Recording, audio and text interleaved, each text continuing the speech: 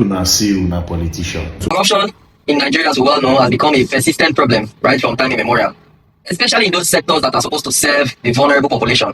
Around 2024, the former Minister of Humanitarian Affairs and Poverty Alleviation, Beta N, was indicted, was alleged to have stolen, because I don't like all those indicted and all that, 585 million naira, according to the cable, intended for grants in Akwa Ibom State, Cross River State, Ogun, and what have we.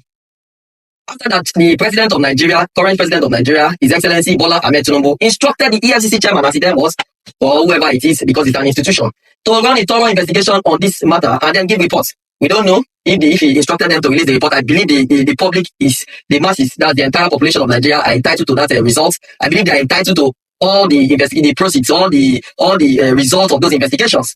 That's why we are now looking at EFCC, because as at last year, the EFCC released the reports that they've recovered about 30 billion naira according to the cable, which amounted to around 24 million naira. And also the Observer Niger stated that about 44 billion was recovered by the EFCC. So we don't know that conflicting story. We don't know. We'd like the EFCC to clear the air, to let us know where our money is going to. The problem that these people are causing, I don't know why they keep on hiding all those things. If you see any small person, they steal money around the market, you see how they are killed, they are ashamed. But today, we don't know what has happened to Beta Edu. She's living her full life. Last few months ago, we saw her moving around, not going about a normal day's job. Why is that so? Are we supposed to be celebrating criminals in Nigeria, alleged criminals in Nigeria? Are we supposed to be celebrating alleged criminals in Nigeria? If she's not a thief, then let them show us from the court of law. Let them show us from the court, so that we understand what is going on in Nigeria, so that we understand the tactics they are using in Nigeria.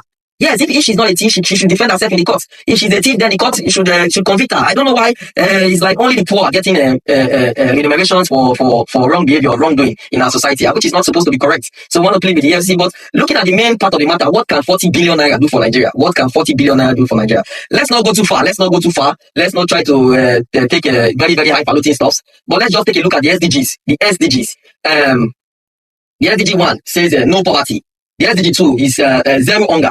The SDG 3 talks about good health and well-being. The SDG 4 talks about quality education. The SDG 6 talks about clean water and sanitation. The SDG 8 and 9 talks about decent work and I think industrial innovation and infrastructure also. So what are these important things that can be handled with respect to those SDGs? Those are the small things that we should do. Those are the small things we should tackle. Now let's just look at those things that these SDGs can tackle. SDGs is sustainable development goals. So those goals are quite important. Those are like the kind of things that should be thought upon, that each government, if Africa wants to move forward, not just necessarily Nigeria, if Africa wants to move forward, not necessarily Nigeria, if Africa wants to move forward, we should tackle those simple goals. Not those highfalutin, they want to build skyscrapers, this and that and that. Most of those things will not be able to get down to the masses, which are in tiny. You know, I was listening to Kingsley Moghalu. I think Moghalu said about 5% of Nigerians have 500,000 naira in their bank account. That's a weird stuff to think of. So for those international people listening, about 500,000 naira is 1/3 of $1,000. 1/3 of $1,000. I don't know, may not be so exact, but that's the actual figure. So for this SDG, the zero hunger is number 2 on the SDG. How many farmers can 40 billion naira? Have you ever thought about that? How many farmers? When you talk about quality education, which is SDG 4, how many schools can be built with 40 billion naira? Have you thought about that? That one person just allegedly stole. Because these days, anything you want to say, you have to include that word allegedly. Clean water and sanitation, that's SDG 6. How many boreholes can 40 billion naira drill? How many boreholes can 40 billion naira drill? How many industry, that's the 8 and 9, how many workplace industry communities can 40 billion naira create? Those are the questions we need to answer. So after doing research, after trying to do enough research, how many schools? We ask the question: how many schools can 40 billion naira create? At the rate of 50 million naira, about 800 school blocks can be produced comfortably. 800, and we have 774 local governments. Coupled with what we already have, you understand where we would have been. At the rate of 5 billion naira per unit, about 8,000 boreholes would have been produced with 40 billion naira. At the rate of 100 million naira, 400 hospitals would have gone around the state. That would account for at least about 52% of the LGAs, if we are going LGA by LGA. Then small and medium scale business, of course, we know that small and medium scale business is around 5 million naira.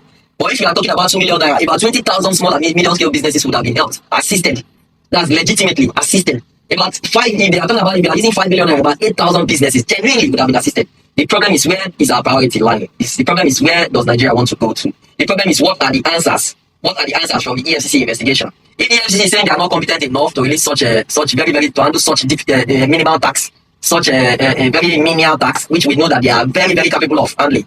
If they are saying they are not, they should hand over the case to other bodies too that can help us bring out those information, because this country needs to move forward. We know the EFCC is capable. We know they are able, willing, able, and capable to produce results. So they should please release those information to assist the public, to assist to ensure that people who are supposed to be behind bars remain behind bars.